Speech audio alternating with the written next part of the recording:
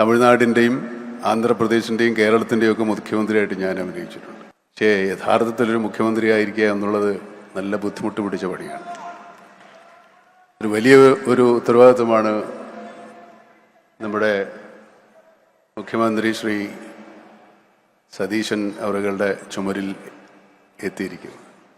കഴിഞ്ഞ 1-2 വർഷക്കാലമായി ഒരുപക്ഷെ ഇന്ത്യയിൽ ആദ്യത്തെ പ്രതിപക്ഷമാണ്. ഗവൺമെന്റിനെ വിമർശിച്ചതോടൊപ്പം ഗവൺമെന്റ് പരാജയപ്പെട്ട സ്ഥലത്ത് എന്തു ചെയ്യാൻ കഴിയുമെന്ന് ഗവേഷണം നടത്തിയ ഇന്ത്യയിൽ ആദ്യത്തെ പ്രതിപക്ഷമായിരുന്നു ഞങ്ങളുടേതെന്ന് ഞാൻ അഭിമാനത്തോടെ പറയുന്നു. ഞാൻ ഈ നഗരത്തിന്റെ തൊട്ടടുത്ത ഒരു ഗ്രാമത്തിൽ നെട്ടൂരിലാണ് ജനിച്ചത്.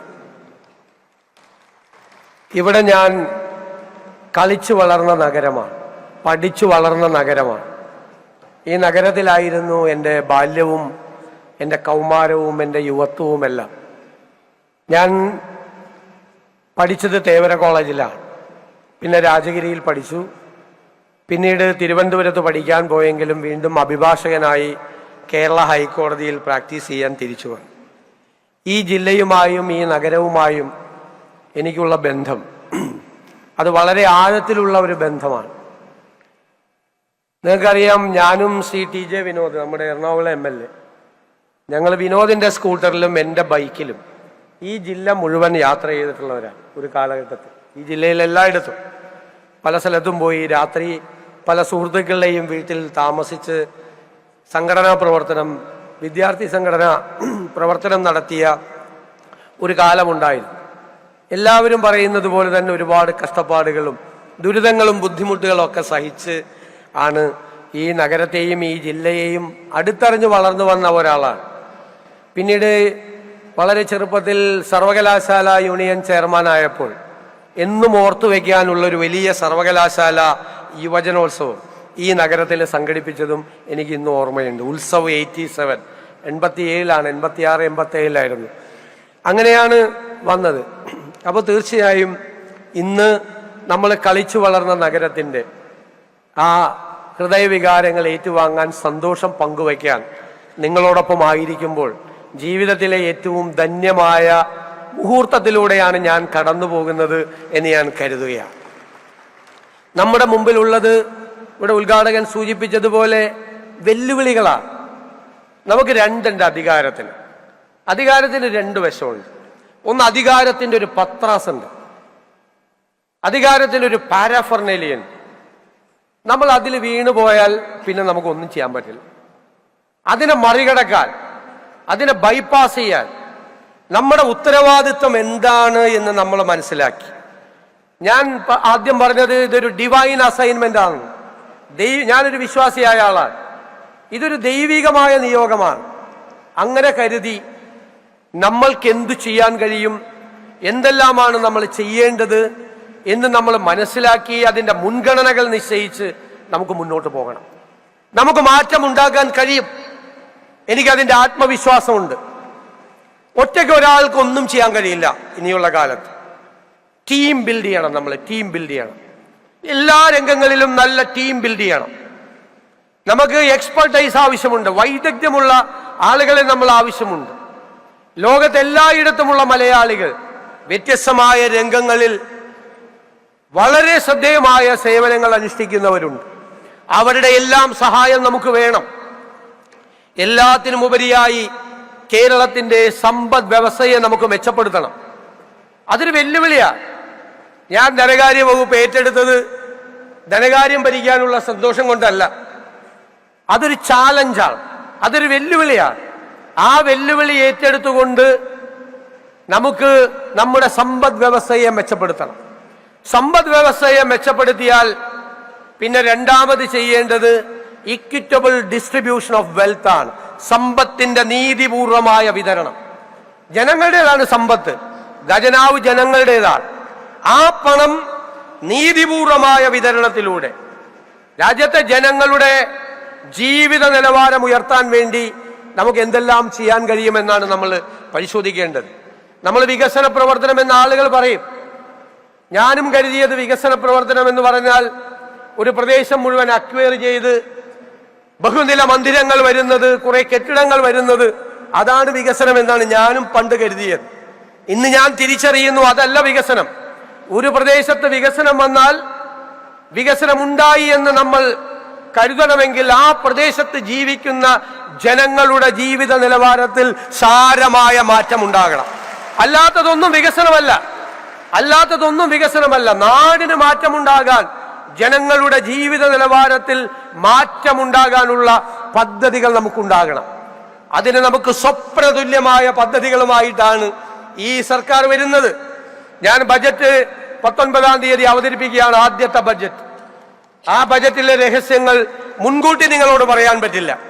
പക്ഷേ കഴിഞ്ഞ 1-2 വർഷക്കാലമായി ഒരുപക്ഷെ ഇന്ത്യയിൽ ആദ്യത്തെ പ്രതിപക്ഷമാണ്. ഗവൺമെന്റിനെ വിമർശിച്ചതോടൊപ്പം ഗവൺമെന്റ് പരാജയപ്പെട്ട സ്ഥലത്ത് എന്തു ചെയ്യാൻ കഴിയുമെന്ന് ഗവേഷണം നടത്തിയ ഇന്ത്യയിൽ ആദ്യത്തെ പ്രതിപക്ഷമായിരുന്നു ഞങ്ങളുടേതെന്ന് ഞാൻ അഭിമാനത്തോടെ പറയുന്നു. ആരോഗ്യരംഗത്ത്, വിദ്യാഭ്യാസ രംഗത്ത്, അടിസ്ഥാന വികസന രംഗത്ത് സ്വപ്ന പദ്ധതികൾ നടപ്പാക്കാൻ, കേരളത്തെ മുഴുവൻ ഒരു തുറമുഖ നഗരമാക്കി മാറ്റുന്ന ഏറ്റവും സ്വപ്നതുല്യമായ ഒരു പദ്ധതി, ഇന്ത്യയിൽ ഏറ്റവും കൂടുതൽ, ഒരുപക്ഷെ ഏഷ്യയിൽ ഏറ്റവും കൂടുതൽ ഏവിയേഷൻ പ്രോജക്റ്റുകളുള്ള സംസ്ഥാനമാക്കി നമ്മുടെ സംസ്ഥാനത്തെ മാറ്റാനുള്ള പദ്ധതികൾ ഉൾപ്പെടെയുള്ള നിരവധി പരിപാടികളുമായിട്ടാണ് നമ്മൾ വരുന്നത്. അതിനെല്ലാം നമ്മൾ ശക്തമായ ടീം ബിൽഡ് ചെയ്ത് ഏറ്റവും വിദഗ്ധരായ ആളുകളുടെ സഹായത്തോടു കൂടി കൊണ്ടുവരണം. നമ്മുടെ നാട്ടിൽ ബ്രെയിൻ ഡ്രെയിൻ സംഭവിക്കുകയാണ്. കുട്ടികൾ പുറത്തേക്ക് പോവുകയാണ്. അവരെ ഇവിടെ നമുക്ക് നിർത്തണം.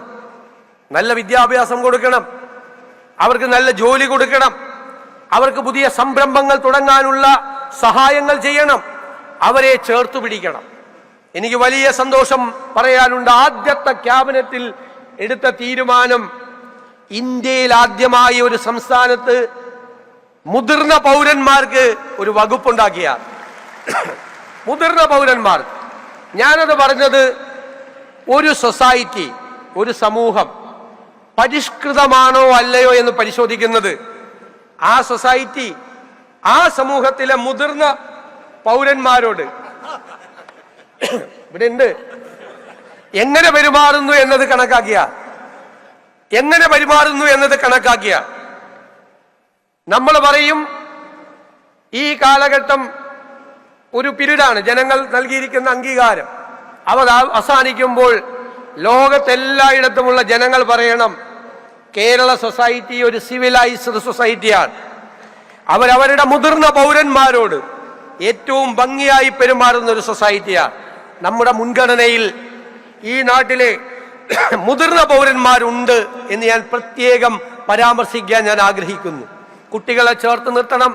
വരാനിരിക്കുന്ന തലമുറയോട്, മക്കളോട്, കൊച്ചുമക്കളോട് നീതി പുലർത്താൻ കഴിയണം.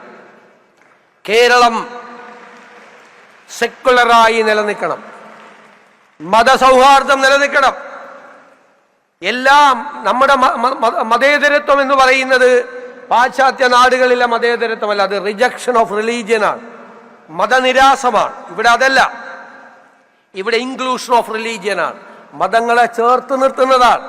എല്ലാവരെയും സഹോദര മതത്തിൽപ്പെട്ട ആളുകൾക്ക് വെല്ലുവിളികൾ ഉണ്ടാകുമ്പോൾ അവരുടെ മുമ്പിൽ പോയി നിന്ന് അവരെ സംരക്ഷിക്കുന്ന മതേതരത്വമാണ്.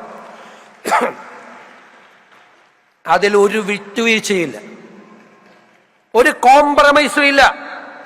ആരും വർഗീയത പറയരുത് എന്നുള്ള ശക്തമായ നിലപാട് നമുക്ക് ലോകത്തോട്, നമ്മുടെ രാജ്യത്തോട് പറയാൻ കഴിയണം അഭിമാനത്തോടെ. ഇത് ഞങ്ങളുടെ മതേതര കേരളമാണ് എന്ന് ഉറക്കെ വിളിച്ചു പറയാൻ നമുക്ക് കഴിയണം.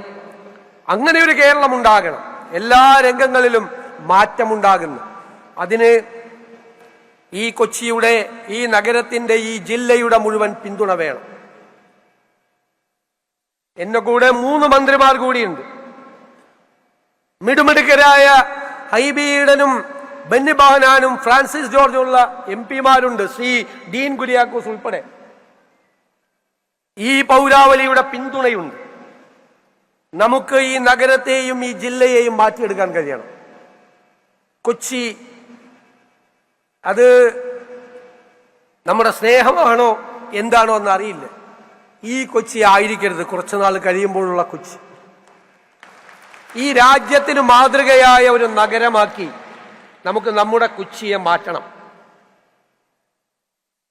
എന്തുമാത്രം വാഹനങ്ങളാണ്!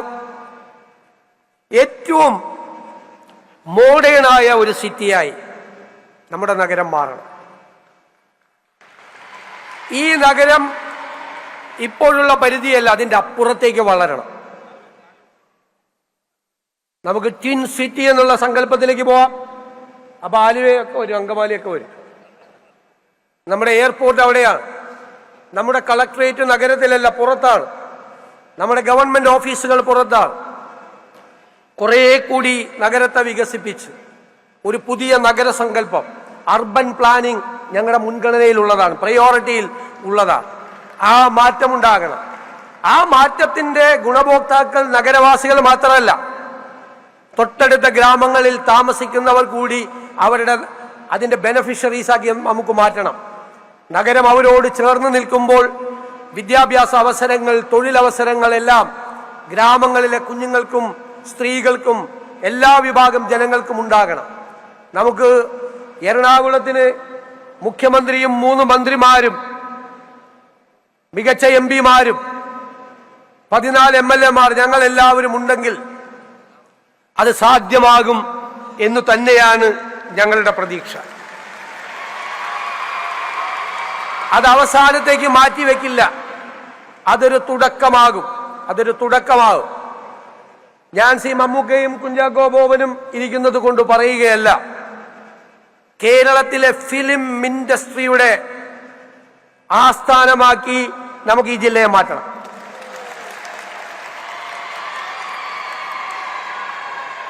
ഫിലിം ഇൻഡസ്ട്രി ഹൈദരാബാദിലും മദ്രാസിലും എല്ലാം ചെയ്തതുപോലെ സിനിമാ രംഗത്ത് ഈ സർക്കാർ ഒരു സിഗ്നേച്ചർ ഇടും. ഞാൻ ഉറപ്പു തരുന്നു, ഒരു കയ്യൊപ്പ് ചാർത്തും. ഈ സർക്കാരിന്റെ ഒരു കയ്യൊപ്പ് സിനിമാ രംഗത്ത് ചാർത്തും. ടൂറിസം രംഗത്ത് അത്ഭുതകരമായ സാധ്യതകളുള്ള സ്ഥലമാണ് നമ്മുടേത്. കടലുണ്ട്, ബാക്ക് വാട്ടർ ഉണ്ട്, വെസ്റ്റേൺ ഗാർഡ്സ് ഉണ്ട്. എല്ലാം ഇതിനെല്ലാം സംയോജിപ്പിച്ച് ഗതാഗത സംവിധാനങ്ങളെ ഇന്റഗ്രേറ്റ് ചെയ്ത് ഏറ്റവും കൂടുതൽ ഒരു റൂം കിട്ടാനില്ല ഈ നഗരത്തിൽ ഇപ്പോ. അതുൾപ്പെടെയുള്ള കാര്യങ്ങൾ വളരെ ശ്രദ്ധയോടുകൂടി ഈ വർഷം, ഈ 6 മാസത്തിനുള്ളിൽ തന്നെ കൃത്യമായി ആസൂത്രണം ചെയ്ത് ഒരു ടൈം ഫ്രെയിം ഉണ്ടാക്കി ആ സമയത്ത് അത് തീർക്കാൻ ഈ സർക്കാർ നിങ്ങളോടൊപ്പം ഉണ്ടാകും എന്ന വാക്ക് നൽകുന്നു. നിങ്ങൾ നൽകിയ സ്നേഹപൂർണമായ സ്വീകരണത്തിന് നന്ദി പറയാൻ എനിക്ക് വാക്കുകളില്ല. ഈ നഗരം, ഈ ജില്ല എന്നും കൂടെ ഉണ്ടാകും എന്ന് എനിക്ക് ഉറപ്പുണ്ട്. എല്ലാവരോടും നന്ദി പറഞ്ഞുകൊണ്ട് ഞാൻ എൻ്റെ വാക്കുകൾ ചുരുക്കും.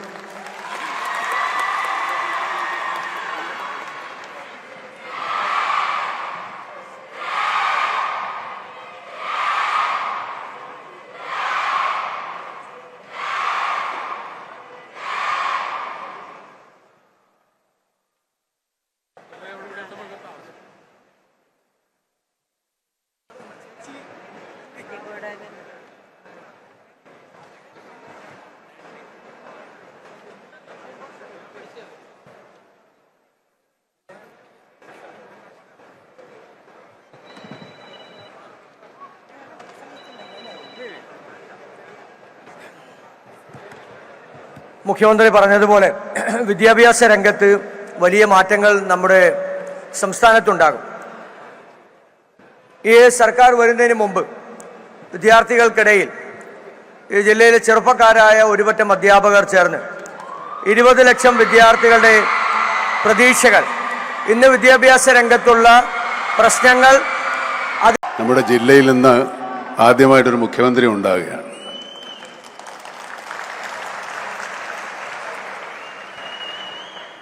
അദ്ദേഹം പഠിച്ച കോളേജിലോ ഞാൻ പഠിച്ച കോളേജിലോ അദ്ദേഹവും പഠിച്ചിട്ടുണ്ട്.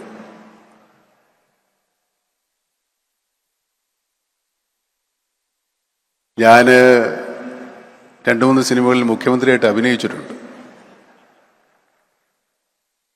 തമിഴ്നാടിൻ്റെയും ആന്ധ്രാപ്രദേശിൻ്റെയും കേരളത്തിൻ്റെയും ഒക്കെ മുഖ്യമന്ത്രിയായിട്ട് ഞാൻ അഭിനയിച്ചിട്ടുണ്ട്. അഭിനയിക്കുന്നത് വളരെ കുറച്ച് കാലത്തേക്കാണ്. അഭിനയവും പരിചയവും കൊണ്ട് കുറച്ചുകൂടെ എളുപ്പമാകാവുന്ന ഒരു കാര്യവുമാണ്. പക്ഷേ യഥാർത്ഥത്തിലൊരു മുഖ്യമന്ത്രിയായിരിക്കുക എന്നുള്ളത് നല്ല ബുദ്ധിമുട്ട് പിടിച്ച പണിയാണ്. ഒരു വലിയ ഒരു ഉത്തരവാദിത്വമാണ് നമ്മുടെ മുഖ്യമന്ത്രി ശ്രീ സതീശൻ അവരുടെ ചുമരിൽ എത്തിയിരിക്കുന്നത്. ഇത് വളരെ ശ്രദ്ധാപൂർവം ചെയ്യേണ്ട ഒരു പ്രവൃത്തിയാണ്. എല്ലാ തരം ജനങ്ങളെയും സന്തോഷിപ്പിക്കുകയും എല്ലാ ജനങ്ങളുടെ പ്രശ്നങ്ങൾ പരിഹരിക്കുകയും എല്ലാ ജനങ്ങളെ കേൾക്കുകയും അവരോട് സംസാരിക്കുകയും ചെയ്യേണ്ട ഒരു പ്രവൃത്തി തന്നെയാണ്. മന്ത്രിമാരെ നിയന്ത്രിക്കുകയും മന്ത്രിമാരുടെ നേതൃത്വം വഹിക്കുകയും ചെയ്യേണ്ട ചുമതലയാണ്. ഒരു സംസ്ഥാനത്തിൻ്റെ എല്ലാ കാര്യത്തിൻ്റെയും ചുമതല ഇനി മുഖ്യമന്ത്രിക്കാണ്. ഇത് വളരെ നീതിപൂർവം നിർവഹിക്കേണ്ട വരും കാലങ്ങളിലെ നമ്മുടെ മുഖ്യമന്ത്രിക്ക് എല്ലാ അനുമോദനങ്ങളും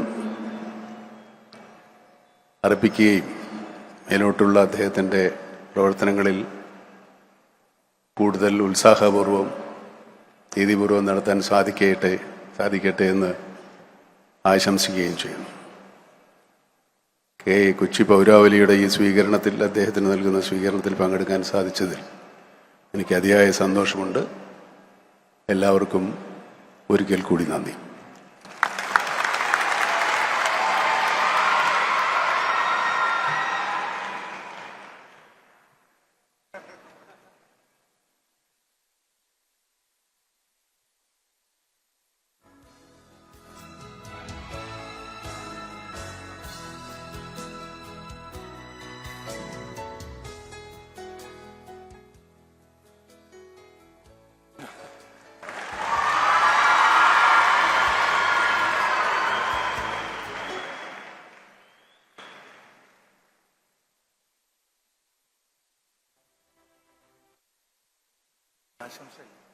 ബഹുമാനനായ മുഖ്യമന്ത്രി ശ്രീ വി ഡി സതീശൻ, വേദിയിലിരിക്കുന്ന മറ്റ് ബഹുമാനരെ, പ്രിയപ്പെട്ട നാട്ടുകാരെ, വളരെയധികം സന്തോഷത്തോടും അഭിമാനത്തോടും കൂടിയാണ് ഈ വേദിയിൽ, പ്രത്യേകിച്ച് ഈ ഇൻഡോർ സ്റ്റേഡിയത്തിൽ രാജീവ് ഗാന്ധി സ്പോർട്സ് സെൻ്ററിൽ ഞാൻ നിൽക്കുന്നത്.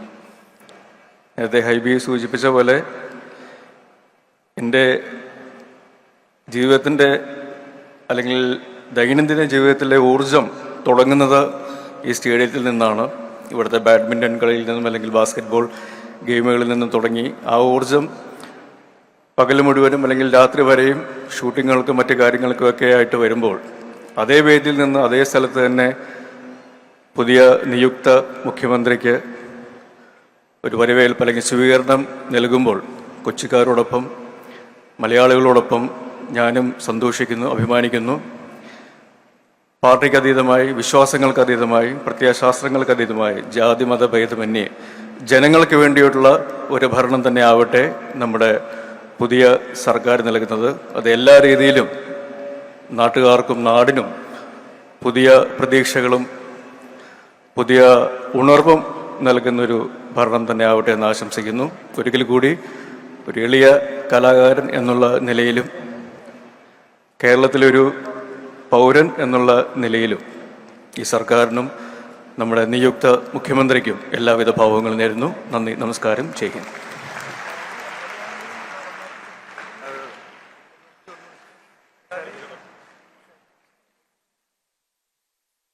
വേദിയിൽ നമ്മുടെ ജനപ്രതിനിധികൾ എല്ലാവരും ഉണ്ട്.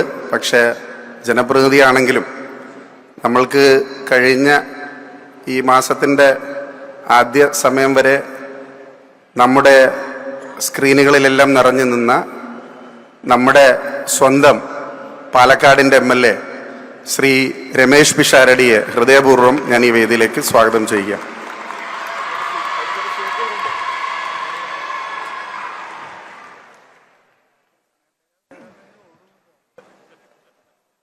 എല്ലാവർക്കും വിനയം നിറഞ്ഞ നമസ്കാരം.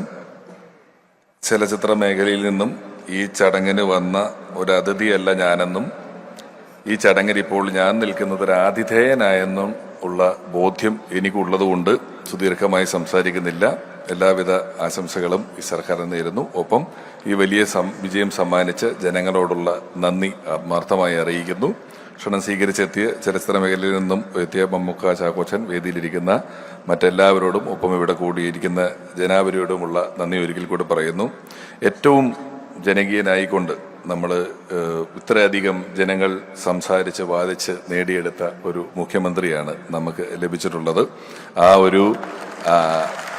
ആ ഒരു ധൈര്യം പലപ്പോഴും തെരഞ്ഞെടുപ്പിന് മുമ്പോ തെരഞ്ഞെടുപ്പ് നടക്കുമ്പോഴോ പ്രചരണത്തിന്റെ സമയത്തോ തെരഞ്ഞെടുപ്പ് പ്രഖ്യാപിച്ചപ്പോഴോ നടന്നപ്പോഴോ റിസൾട്ട് വന്നപ്പോഴോ നമ്മൾ മുഖ്യമന്ത്രിയെ പ്രഖ്യാപിക്കാതെ നടത്തിയ ഒരു തെരഞ്ഞെടുപ്പ്, അതിനുശേഷം ഏറ്റവും ജനാധിപത്യമായി ഏറ്റവും സുദീർഘമായ ചർച്ചകൾ നടക്കി ആരാണ് കേരളത്തിൽ ഇതിനെപ്പറ്റി ഒരു അഭിപ്രായം പറയാത്തത് എന്ന് ചോദിച്ചാൽ അങ്ങനെ ഒരാൾ കേരളത്തിൽ ഉണ്ടാകില്ല. 3.5 കോടി മലയാളികളും അഭിപ്രായം പറഞ്ഞ ശേഷം തെരഞ്ഞെടുക്കപ്പെട്ട ഒരു മുഖ്യമന്ത്രി, ആ മുഖ്യമന്ത്രിയുടെ കീഴിൽ ജനപ്രതിനിധിയായിരിക്കാൻ കഴിയുന്നതും ഒരു ഭാഗ്യമായി കരുതുന്നു. ഒരിക്കൽ കൂടി അവർക്ക് നന്ദി. Thank you.